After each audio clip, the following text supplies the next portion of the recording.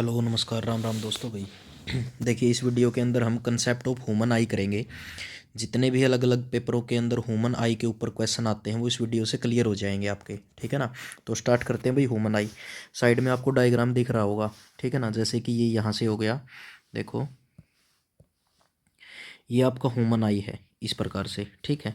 अगर इसी चीज़ को हम थोड़ा सा जूम करके अंदर देखें भाई इसके कितने पार्ट होते हैं, जैसे कि रेटिना हो गया, कोरोइड हो गया, मैकुला हो गया, लेटरल रेक्टस मसल्स हो गए, ऑप्टिक नर्व हो गए, विट्रियस ह्यूमर हो गया, स्कैरा हो गया, aqueous humour, lens, iris, cornea और सिलेरी मसल। ठीक है ना। तो धीरे धीरे देखते हैं भाई क्वेश्चन किस प्रकार से बनते हैं। तो सबसे पहले क्वेश्चन आता है भाई जो ह्यूमन आई होती है, ह्यूमन आई यानी कि जो मानव आँख होती है, उसकी अगर डेंसिटी की अगर मैं बात करूँ, डेंसिटी की अगर मैं बात करता हूँ तो वो होती है भाई 576 मेगापिक्सल। आप कोई भी फ़ोन का कैमरा यूज़ करते हो उसका मेगापिक्सल के अंदर देखते हो, तो मानव आँख की डेंसिटी कितने मेगापिक्सल के बराबर होती है भाई? 576 मेगापिक्सल के बराबर होती है। उसके बाद दूसरे नंबर पर अगर हम हमारी आँख का डायमीटर देखते हैं, डायमीटर के ऊपर क्वेश्चन आ जाए, डायमीटर यानी कि जो व्यास होता है वो कितना होता है भाई? 2.5 सेंटीमीटर क्या होता है? डायमीटर होता है। ठीक है। थर्ड क्वेश्चन आता है कि स्पष्टम दृष्टि की न्यूनतम दूरी कितनी होती है?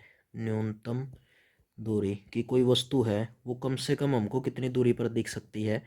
25 सेंटीमीटर हमारे और वस्तु के बीच में गैप होना चाहिए। ठीक है ना। जैसे ये मानव आँख हो गई यहाँ से, और ये कोई भी ऑब्जेक्ट हो गया यानी कि वस्तु हो गया, तो इसके और इसके बीच की जो दूरी है वो कितने सेंटीमीटर होनी चाहिए भाई? आपकी 25 सेंटीमीटर होनी चाहिए। ठीक है। बात करता हूँ मैं लेंस। लेंस कौन सा होता है भाई मनुष्य की आँख के अंदर? कन्वेक्स लेंस होता है। कन्वेक्स लेंस यानी कि उत्तल लेंस। उत्तल और अवतल दो प्रकार के होते हैं। उत्तल लेंस की कुछ बनावट इस प्रकार से होती है। ठीक है। बीच से थोड़ी सी मोटाई ज़्यादा होती है और कॉर्नर से क्या होता है? ये पतला होता है। उसके बाद भाई study of human eye, study of eye यानी कि आँख का अध्ययन क्या कहलाता है? कंपटीशन के अंदर इसी प्रकार के क्वेश्चन पूछे जाते हैं। तो ऑप्थेमोलॉजी क्या कहलाता है भाई? आपका स्टडी ऑफ आई कहलाता है। क्लियर है भाई। उसके बाद अब बात करते हैं भाई हमारी आँख जो होती है ना वो कितने पार्ट में डिवाइड होती है। तो मनुष्य की जो आँख होती है वो कितने पार्ट में डिवाइड है भाई? 3 पार्ट में डिवाइड है। और वो 3 पार्ट कौन कौन से हैं? सबसे पहला पार्ट है जो वो है आपका स्कैरा, यानी कि जिसको दृढ़ पटल भी कहते हैं, दृढ़ पटल कहा जाता है, या फिर इसी को हम क्या बोल देते हैं? श्वेत पटल कहते हैं। ठीक है। आँख के कितने भाग होते हैं भाई? 3 भाग होते हैं। पहला स्कैरा यानी कि दृढ़ पटल या श्वेत पटल। दूसरे नंबर पर आता है भाई आपका कोरोइड, कोरोइड। ठीक है। इसको बोलते हैं भाई मध्य पटल, मध्य पटल हिंदी के अंदर। और थर्ड पार्ट है भाई आपका रेटिना, रेटिना को बोलते हैं दृष्टि पटल, दृष्टि पटल। ठीक है। ये हमारे क्या है भाई? 3 पार्ट हैं किसके? ह्यूमन आई के यानी कि मनुष्य की आँख के। अब अगर मैं बात करूं भाई स्कैरा क्या काम करता है, स्कैरा का मतलब दृढ़ पटल क्या काम करता है भाई, यानी कि श्वेत पटल क्या काम करता है? यह है नेत्र के भीतरी भागों की सुरक्षा, नेत्र के भीतरी भागों की सुरक्षा तथा प्रकाश के, प्रकाश के अपवर्तन में सहायता करता है, प्रकाश के अपवर्तन में सहायता करता है। ठीक है भाई। उसके बाद दूसरा जो आ गया आपका वो है मध्य पटल। ये क्या काम करेगा भाई? ये आंतरिक परावर्तन को रोकता है, आंतरिक परावर्तन को रोकता है, आंतरिक परावर्तन का मतलब जैसे हमारी आँख के अंदर ज़्यादा लाइट चली जाती है तो ऐसा नहीं है कि अंदर से बिल्कुल सफ़ेद हो गया पार्ट, ठीक है। आंतरिक परावर्तन को कंट्रोल करता है ये कौन भाई, कोरोइड। अब बात करते हैं रेटिना की। रेटिना क्या करता है भाई, देखिए रेटिना के ऊपर आपने पहले भी क्वेश्चन पढ़े होंगे कि वस्तु का प्रतिबिंब जो बनता है ना, वस्तु का प्रतिबिंब, प्रतिबिंब वो किस भाग पर बनता है भाई, रेटिना पर बनता है। और कैसा प्रतिबिंब बनेगा भाई, हमेशा आँख के ऊपर वास्तविक व उल्टा बनेगा। कैसा कैसा बनेगा भाई, वास्तविक और उल्टा बनेगा। अब आपको तीन पार्ट ये दिखाई दे रहे होंगे, कौन से दिखाई दे रहे हैं। जैसे सबसे पहले हमने किया कौन सा भाई, स्कैरा। स्कैरा देखो कहाँ पर है, ये बड़ा हिस्सा हो गया स्कैरा, ठीक है। दूसरे नंबर पर कौन सा भाई, कोरोइड। कोरोइड देखो ये बड़ा हिस्सा हो गया, अलग अलग दिखाई दे रहे हैं भाई आपको। तीसरे नंबर पर कौन सा भाई, रेटिना। रेटिना यानी कि जहाँ पर प्रतिबिंब बनता है। और ये रेटिना है ना आपका, ये मोस्ट इंपॉर्टेंट है, यहाँ से क्वेश्चन पूछता है, रेटिना के ऊपर क्वेश्चन पूछेगा ये बार बार, ठीक है भाई। उसके बाद नेक्स्ट देखते हैं भाई, देखिए आगे अब और कौन से क्वेश्चन आते हैं। और क्वेश्चन देखिए, सबसे पहले आता है आपका प्यूपिल के ऊपर, ठीक है, जिसको पुतली कहते हैं। क्या बोलते हैं भाई, जिसको पुतली कहा जाता है। अब ये पुतली क्या काम करती है भाई, अगर अधिक प्रकाश है, अधिक प्रकाश ग्रहण करना है तो ये फैलना इसका काम है, फैलना। अगर अधिक प्रकाश हो जाए, अधिक प्रकाश होने पर इसका क्या काम है भाई, संकुचित होना। संकुचित यानी कि सिकुड़ना, ठीक है, वो इसका काम हो गया। उसके बाद भाई अगर आपसे पूछे नेक्स्ट, आँख का दान किया जाने वाला भाग, किया जाने वाला भाग, तो वो कौन सा होता है भाई आपका, कॉर्निया होता है, जो आँख का हम भाग दान करते हैं। उसके बाद भाई पलकों के किनारे, पलकों के किनारे कौन सी ग्रंथियाँ पाई जाती हैं भाई, मोमोबियन ग्रंथियाँ पाई जाती हैं, मोमोबियन ग्रंथियाँ, ठीक है, ये याद रखना मोमोबियन ग्रंथियों के नाम से। उसके बाद भाई नेक्स्ट है कैमरे का फिल्म भाग, कैमरे का फिल्म भाग मनुष्य की आँख के रेटिना के समान है, रेटिना के समान है, ठीक है भाई। उसके बाद नेत्रदान में हमारा कॉर्निया हो गया। उसके बाद अब देखो ये आपको कलर दिखाई दे रहा है, सबकी आँख का रंग अलग अलग होता है। तो जो आँख का रंग होता है, आँख का रंग होता है वो किस पर डिपेंड करता है भाई, कॉर्निया में मौजूद, कॉर्निया में मौजूद वर्णक पर निर्भर करता है, कॉर्निया में मौजूद वर्णक पर निर्भर करता है, ठीक है भाई। अब जैसे ये है आइरिस, इसका क्या काम होता है भाई, वो देखो आइरिस। आइरिस क्या करती है भाई, जैसे बाहर से जो प्रकाश पड़ता है उसको नियंत्रित करती है। आँख पर बाहर से पड़ने वाले प्रकाश को नियंत्रित करना, नियंत्रित करना, ठीक है, वो किसका काम होता है भाई, आइरिस का। आइरिस कहाँ पर होता है भाई, ये कॉर्निया के पीछे होता है, कॉर्निया के पीछे होता है कौन भाई, आइरिस, ठीक है। मतलब एक अपारदर्शी झिल्ली होती है, ठीक है।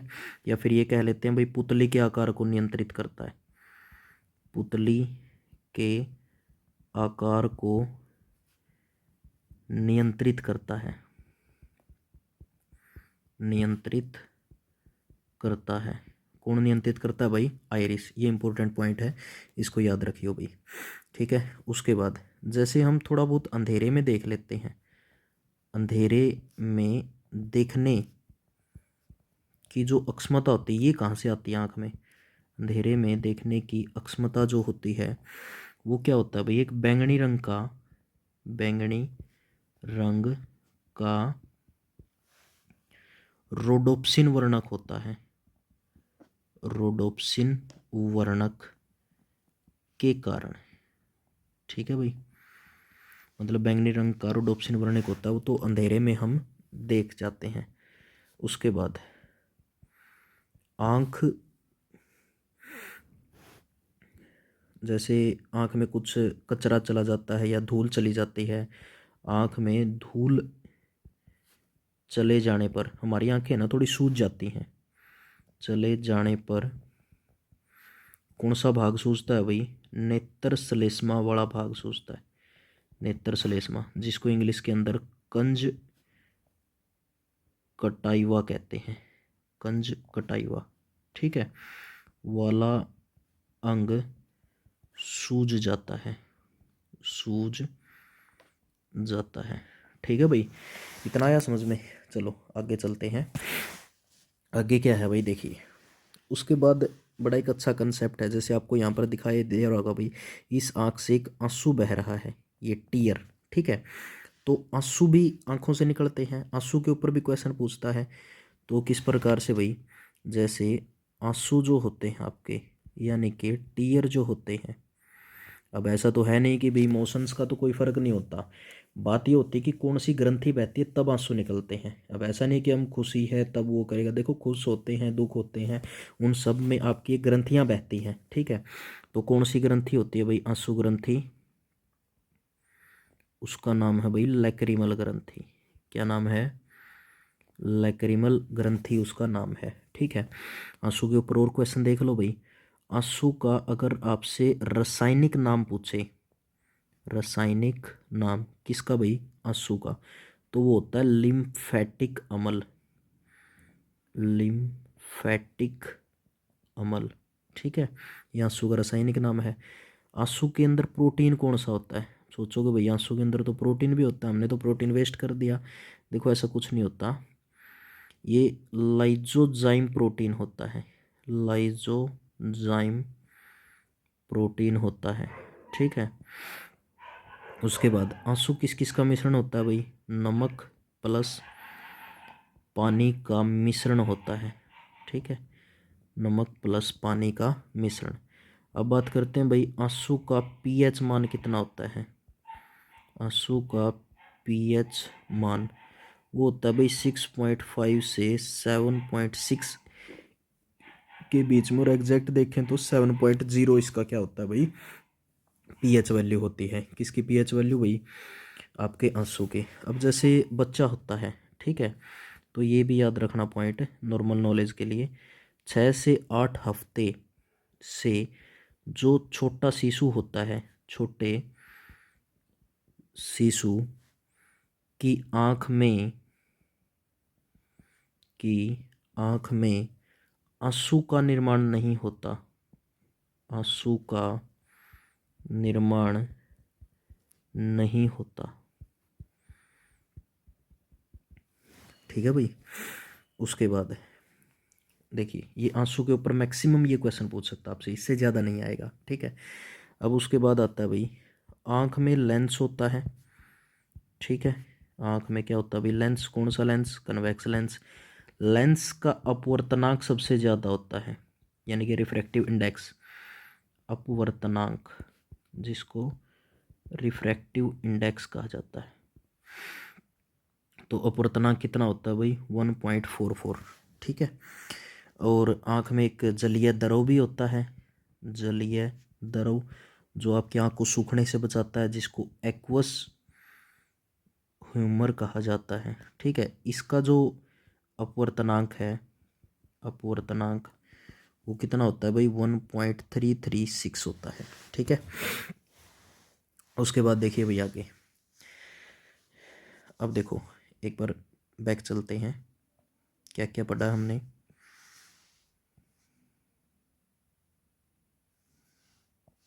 सबसे पहला पॉइंट कि जो मानव आँख होती है उसकी डेंसिटी कितनी होती है, 576 मेगापिक्सल होती है।